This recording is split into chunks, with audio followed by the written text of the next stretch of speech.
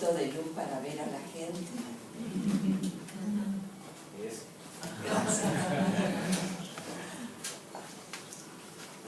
Bueno, de acuerdo con lo anunciado, voy a dar algunas explicaciones respecto del estilo del compositor de cada una de las obras que voy a interpretar. Entonces voy a comenzar con una tocata de Johann Sebastian Bach de la época barroca, primera mitad del siglo XVIII. En realidad la música cierra el barroco en esa primera mitad, las otras artes ya prácticamente lo habían cerrado. Y concluyo con una tocata de un compositor argentino, Antonio Tauriello, para comparar la enorme distancia en cuanto a escritura y en cuanto a expresión desde aquel barroco a los últimos años del siglo XX, pues Antonio Tauriello hace muy pocos años que falleció.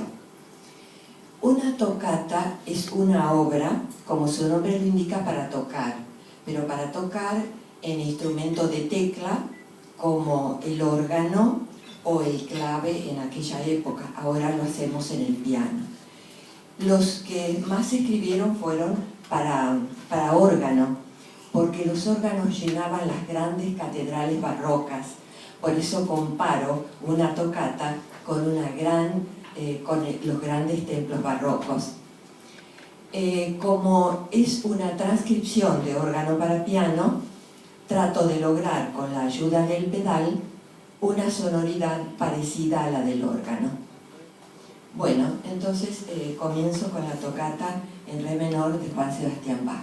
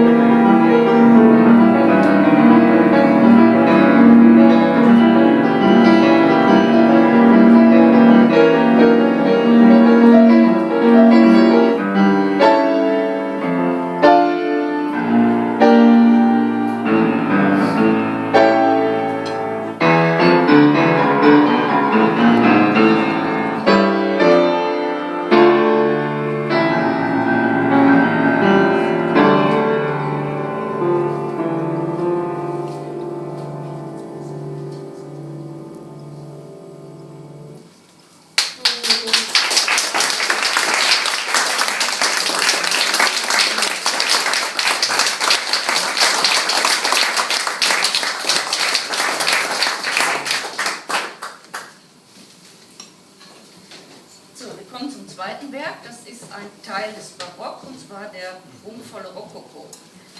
Ähnlich wie die Kontraste in der Malerei von Caravaggio und Rubens spielt auch das Cembalo mit diesen Kontrasten. Eine Phrase hören wir zuerst laut und dann wird sie leise wiederholt. Jean-Philippe Rameau hat das nächste Werk komponiert. Es heißt La Poule, das Huhn, und lässt uns hören, wie das Huhn einmal hoch und einmal tief gackert. Es ist ein Vergnügen für den Komponisten, den Interpreten und den Zuhörer. Rameau hatte so viel Spaß daran, dass er zu Beginn des ersten Motivs Kokoko in die Noten geschrieben hat.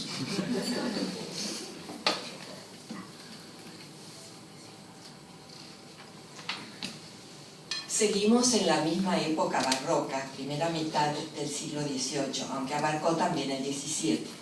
Pero dentro de este estilo estuvo también un pequeño estilo que se llamó rococó, el de las famosas rosas rococó. Hay dos características que quiero señalar respecto de este estilo. Uno es la gran cantidad de adornos pequeños. En realidad el barroco fue siempre un adorno muy recargado, pero acá son pequeños adornos en torno de una nota.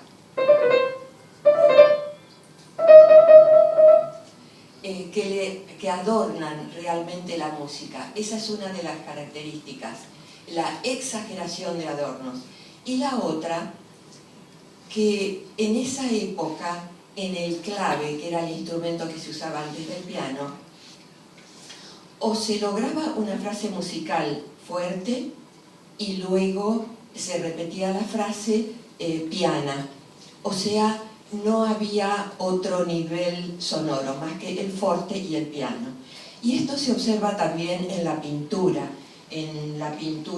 por ejemplo, de Rubens, de Tintoretto, lo que se llamaba el claroscuro. O sea, tenía, por ejemplo, la pintura un fondo oscuro, negro, y inmediatamente una figura blanca. Entonces, eso es lo que se llevó también a la música. Incluso si ustedes escuchan las 4 estaciones de Vivaldi de esa época, también en la orquesta se hizo exactamente lo mismo. Y Rameau escribió esto que lo tituló La Poule, la gallina, y es un sarcasmo, un divertimento que él se hace con respecto al cacareo de la gallina, que por momentos cacarea muy agudo como si fuera una soprano, o en el registro medio como una mezzosoprano, o en el registro grave como una contralto. Tanto es así que cuando él comienza la partitura, coloca debajo del primer motivo el cococó y hace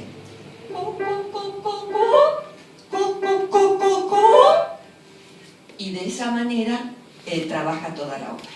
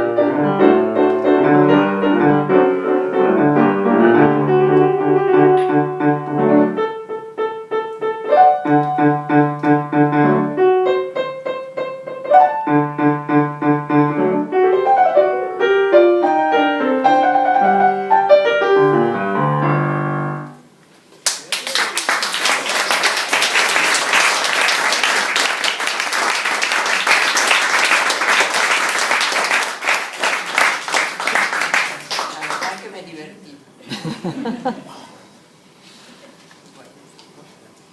wir kommen zum dritten Stück. Das ist das erste Thema der Sonate in C-Dur von Wolfgang Amadeus Mozart, einem klassischen Komponisten aus der zweiten Hälfte des 18. Jahrhunderts. Sein Stil hält ein Gleichgewicht mit den großen Werken der Architektur und der Skulpturen dieser Zeit des griechischen Klassizismus.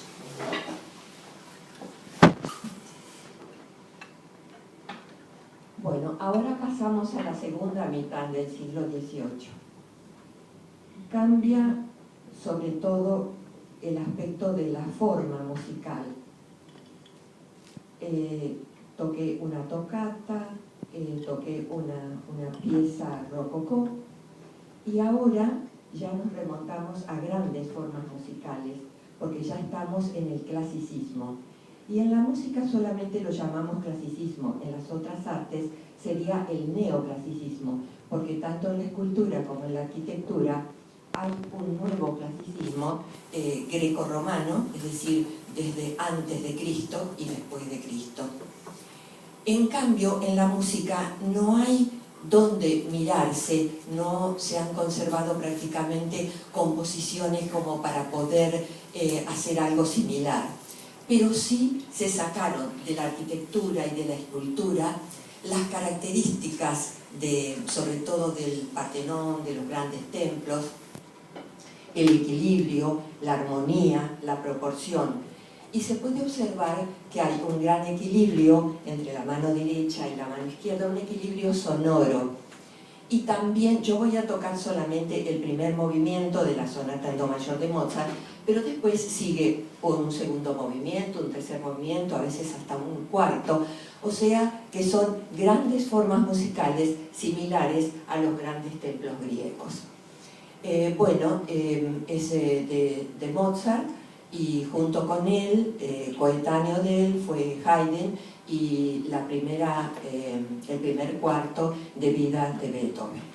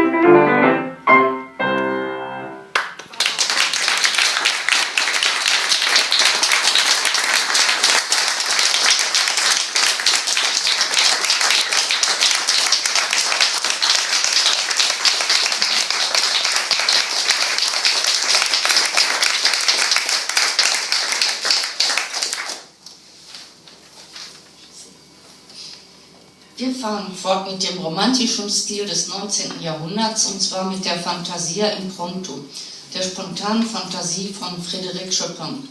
Hier braucht man keine große Erklärung, die Musik erreicht auf direktem Weg das Gefühl. Ahora pasamos del equilibrio de esta obra de la segunda mitad del siglo XVIII al desequilibrio de los músicos románticos del siglo XIX. ¿Qué le pasaba al músico romántico? No podía vivir la realidad de la vida, conciliar la realidad de la vida con lo que realmente era.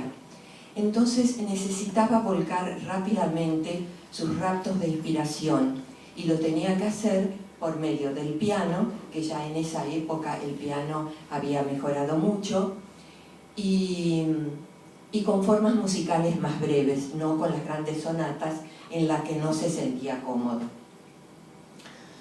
Hay un enriquecimiento sonoro en esta música. Ya se usan más las teclas negras junto con las teclas blancas. Hay lo que llamamos un cromatismo. El cromatismo también estaba en la pintura.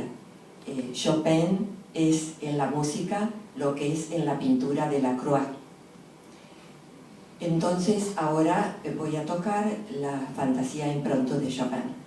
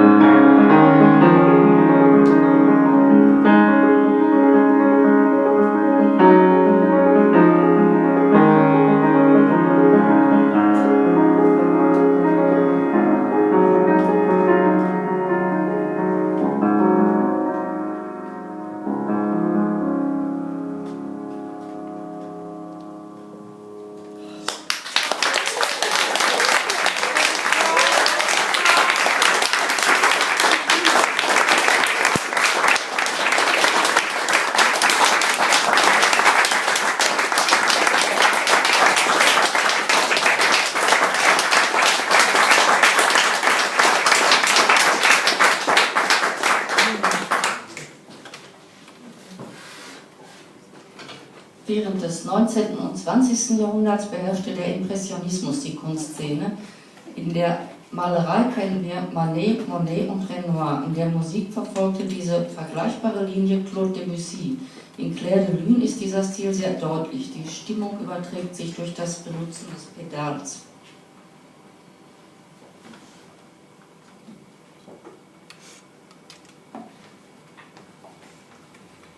La fantasía impronto de Chopin me trae un recuerdo que me emociona demasiado. Bueno, pasamos ahora a esa escisión que se produce entre el último cuarto del siglo XIX y el primer cuarto del siglo XX, que se le ha llamado a ese estilo impresionismo. Y la música en realidad lo tomó prestado de la pintura. La pintura, como mencionaron recién, de Manet, de Monet.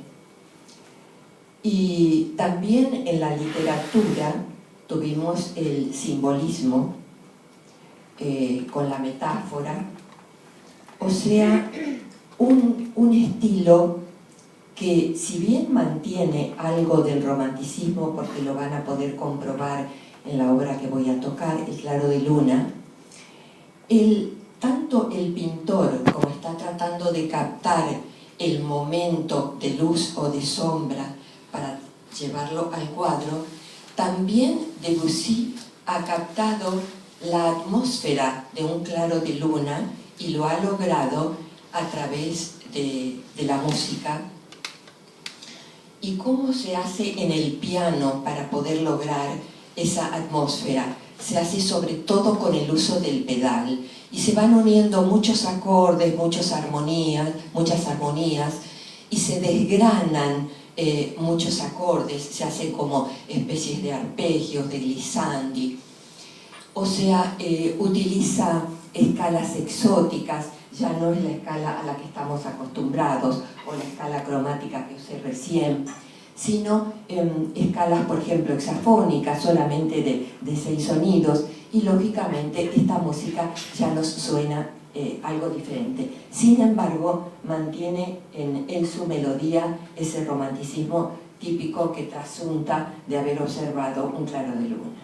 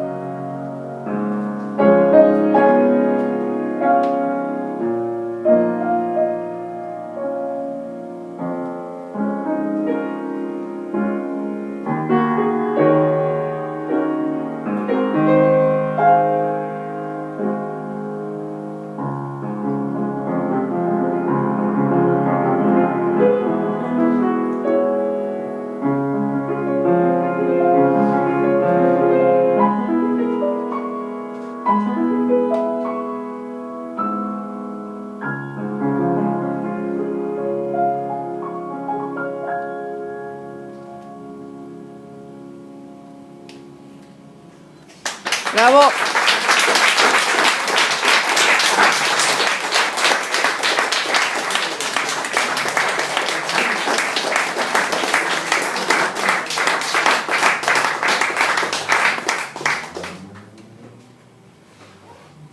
In der ersten Hälfte des 20. Jahrhunderts komponierte Bela Bartók das Allegro Barbaro. Zum ersten Mal setzt ein Komponist das Klavier wie ein Schlaginstrument ein. Dieses Werk trägt uns weit zurück in die Geschichte der Menschheit, als der Rhythmus entdeckt wurde. In der Malerei erfand man den goldenen Schnitt und auch Bartók hat hier einen arithmetischen Aufbau benutzt. Er spielt unterschiedlich lange Akkorde im Fortissimo. Trotz der Unregelmäßigkeit bleibt die Musik harmonisch. Ahora ya estamos en la primera mitad del siglo XX. Pero este estilo llamado nacionalismo surgió al mismo tiempo prácticamente que el impresionismo al que me refiero recientemente. Pero los nacionalistas comenzaron a investigar los ritmos folclóricos, los populares, y a veces hasta el ambiente que cada país trasunta. Y así surgió en Hungría Bela Bartók, después hubo en España Albéniz, Falla, Gershwin en Estados Unidos, y acá en la Argentina hemos tenido muchos, López Buchardo y Ginastera, que fue uno de los más trascendentes compositores argentinos. Pero en este caso, el Allegro Bárbaro, siento que me remito a la época del hombre primitivo, cuando empezó a descubrir el ritmo, tocando sobre una madera, sobre un parche. Tanto es así que se considera que es la primera vez que un compositor trata el piano como si fuera un instrumento de percusión.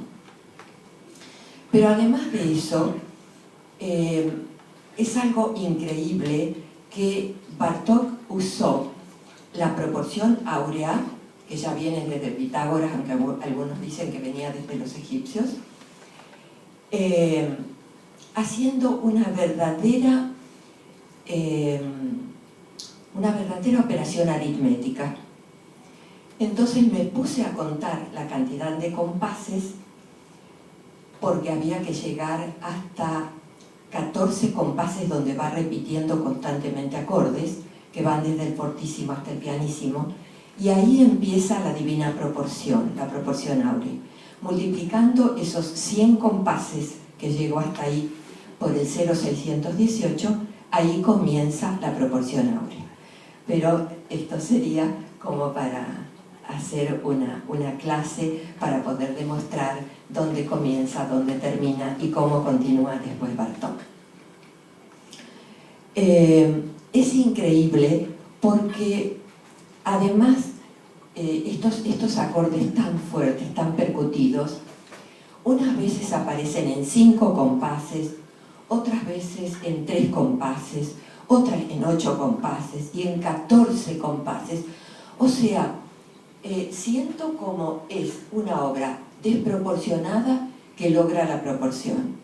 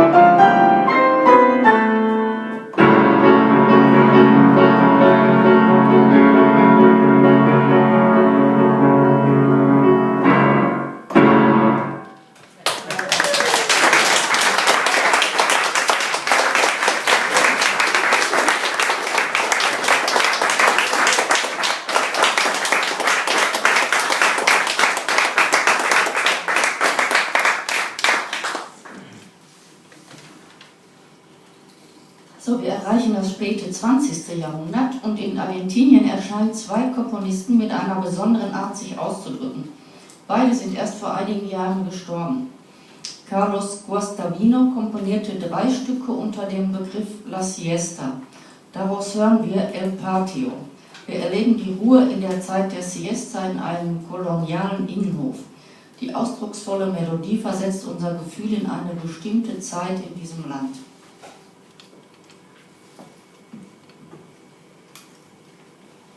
Bueno, ahora estamos ya en el siglo XX avanzado porque Carlos Guastavino, uno de nuestros grandes compositores, falleció conjuntamente con el último que voy a tocar, que es Antonio Tauriello, en el año 2008. Tiene una melodía muy expresiva. Él se inspiró en ritmos folclóricos argentinos, pero en este caso es como que logra trasuntar el ambiente que hay en un patio, sobre todo un patio de la época colonial, en que la gente acostumbraba a dormir la siesta. La obra tiene 3 piezas, se llama La Siesta, y la que yo voy a tocar es El Patio. Y realmente es una melodía muy expresiva, es decir, Bartók era un nacionalista, pero si lo comparamos con este otro nacionalista, difiere totalmente. Bueno, entonces ahora voy a tocar esta para hacer la comparación luego con la última, que va a ser la tocata de Tauriello.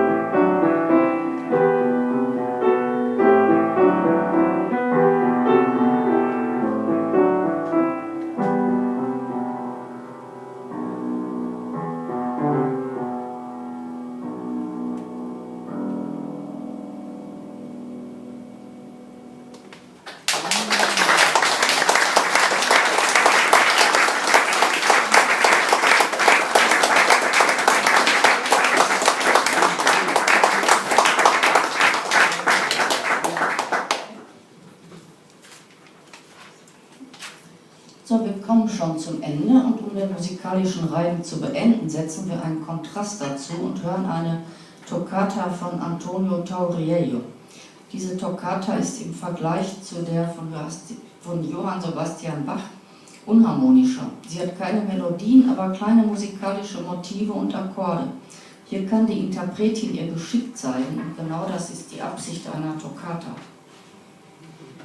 Bueno, ahora viene la última toccata para comparar con la primera que me inicié. Y van a poder comprobar la enorme diferencia en su manera de expresarse, cuál tendencia sigue uno y cuál el otro. Guastavino trató de ser un nacionalista.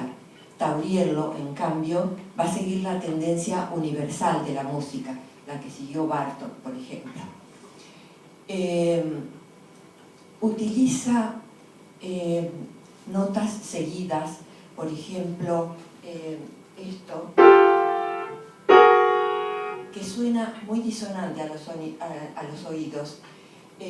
Son los famosos clusters, pero está tan bien estructurada la obra, es una verdadera toccata. Lo que pasa es que es muy disonante y realmente es para decirle al intérprete hay que tratar de manejar con habilidad toda la obra. Esa creo que es la función primordial de la toccata. Y Antonio Tauriello, pienso que va a ser uno de los músicos, igual que Ginastera, igual que Guastavino, que va a pasar a la inmortalidad simplemente con haber compuesto esta toccata.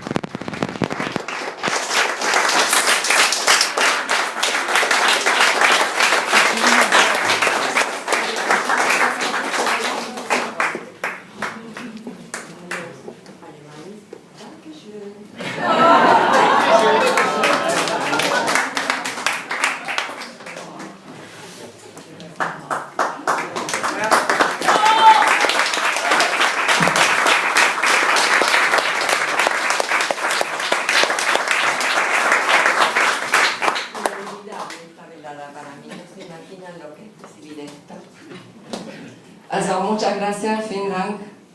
Ich hoffe, dass ihr genießt habt. Also eine Ehre. Muchas gracias.